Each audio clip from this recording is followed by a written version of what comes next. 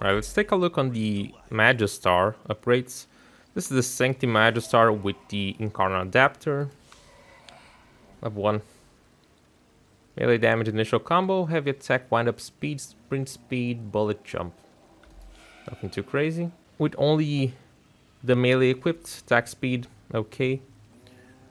Channeled ability, fall off, okay. Wind up speed, range, slam radius. Slam radius or range for me are the I don't know, I think these are really the options, especially because the Magistar, the Sancti Magistar, is, I think it's the only weapon in the game that can actually heal allies and objectives.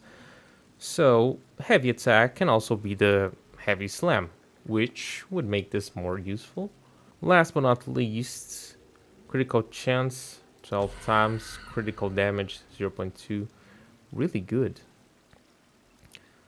Critical chance 8%, status chance 8%, would turn into a pretty decent stat distribution. And chance of bleed on impact. I think this looks the most interesting for now. Let's try it.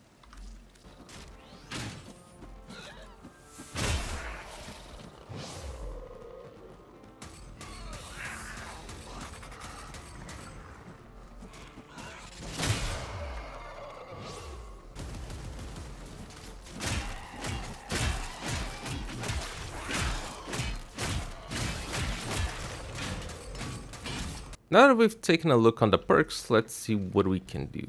I've already had a few builds for this weapon because it is really a unique weapon. I think it's the only weapon capable of healing allies and objectives in the game. So we had a Riven for quite a long time now. The range perk is actually kind of not really even the negative here, but it's minus 0.4 meters, so it should be good. For the rest, this was a build made to use the heavy attack. In the last testings that I've done, I was also healing with slam attacks, I would say. So either that it's always been there and I've never noticed it, or they kind of changed, which reinforces more the use of the slam perk. Could be really useful if increasing slam increases healing, or even for heavy attacks. So heavy slams. This used to be the healing one, focused on heavy attack, not really building combo, not really using condition overload. Could be used for increased damage. I think it will work just fine. This is one made for getting some combo and also trying to get as many impact procs with Saxum Thorax.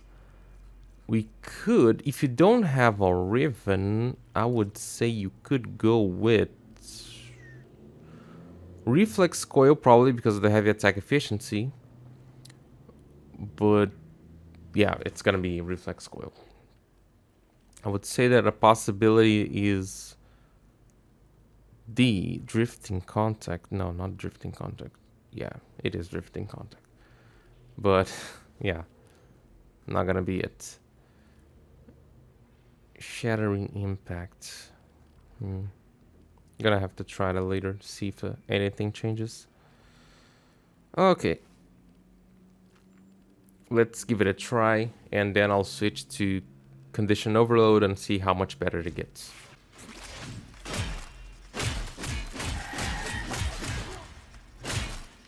Do the combo with no problem.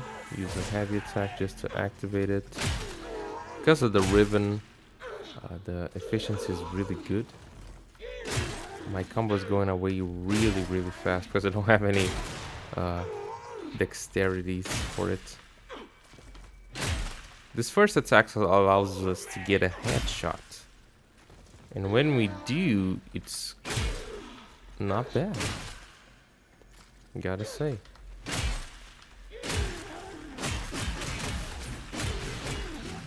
Shattering Justice might be too how even to say it, too ragdoll, too much of a ragdoll stance, but definitely interesting. Let's try condition overload.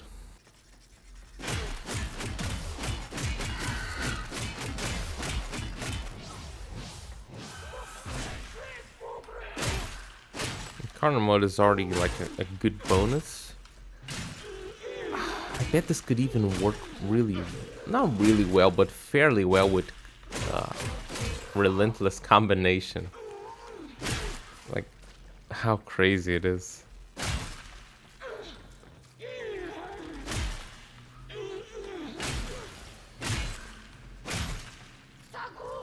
Yeah. Let's see. Prime some targets. Try to get a slash proc. Kinda devastating.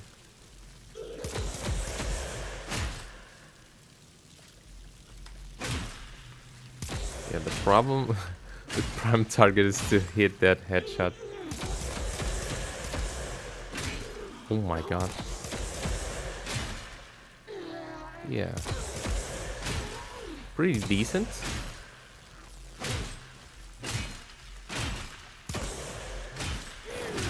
Yeah, it's kind of hard to see because it's actually dealing a good chunk of damage. That is something we cannot say it isn't doing, because it is. So what could we could test the heavy attack. See against the prime target. Okay.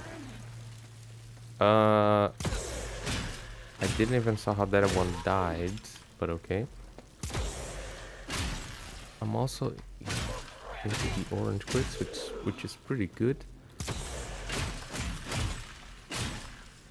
I'm kind of surprised with the amount of damage, especially when we're getting the slash procs. Even without the slash procs, it is really good, but yeah.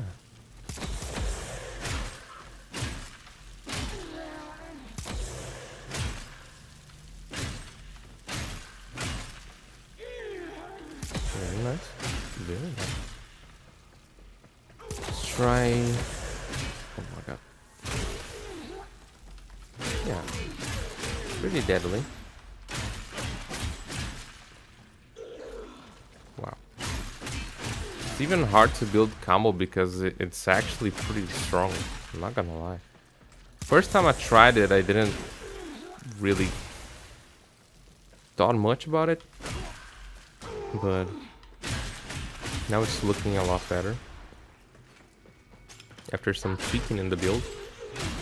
I was about to make like a first video pretty sad about this thing. And still comparing to other stuff that's available now, I'm not really sure how to really think about it. But it is definitely interesting. Healing hammer, healing mace that is able to get slash procs. That was 1,412,000, I think, which for a slash stick is amazing.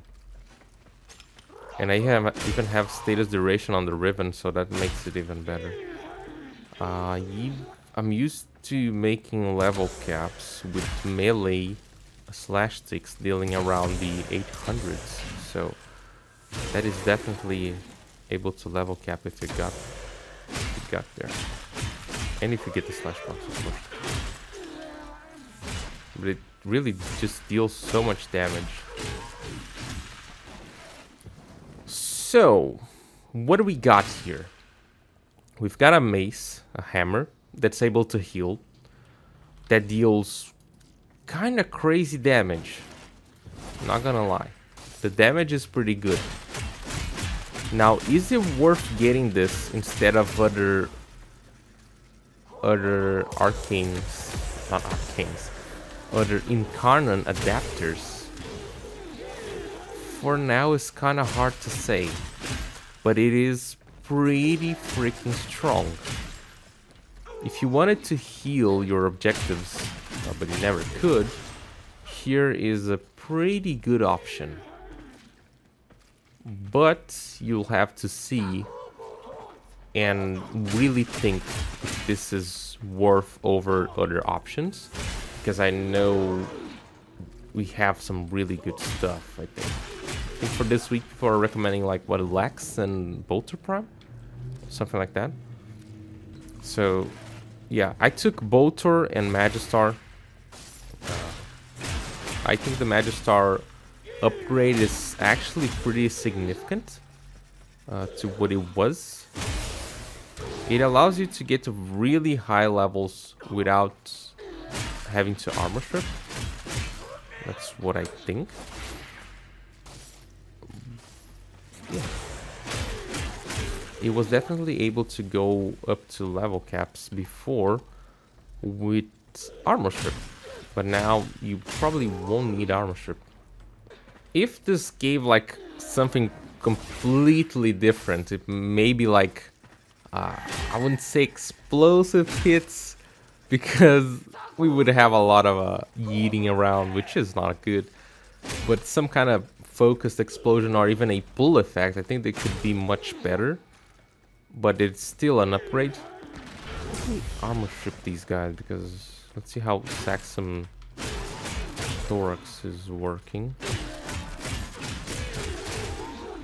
It's kind of working, but yeah, thought it was gonna deal a decent damage against unarmored enemies, but this thing is already wrecking everything, so yeah, say we don't even need to. Let's compare it a bit, see to what other hammers does it compare. Stats wise, it's gonna lose a bit to the Kuva Shield Egg, but the Kuva Shield Egg is probably not getting slash procs. Arca Titron, I know the heavy attacks with this one can be insane, even though it was nerfed a couple times already. Fragor Prime is the king of the hammers, but it's not gonna be dealing slash procs, but still gonna be dealing stupid amounts of damage. Heliocore in the Cyanoid version. Yeah. Poor Jatkitag. I hope we get an Incarnon version for the Jatkitag. Cybear. I think we're getting an Incarnon for the Cybear. It's really hard to tell what is kind of... how to even think about this. Like, I know you could get slash procs with the Wolf Sledge with some modding.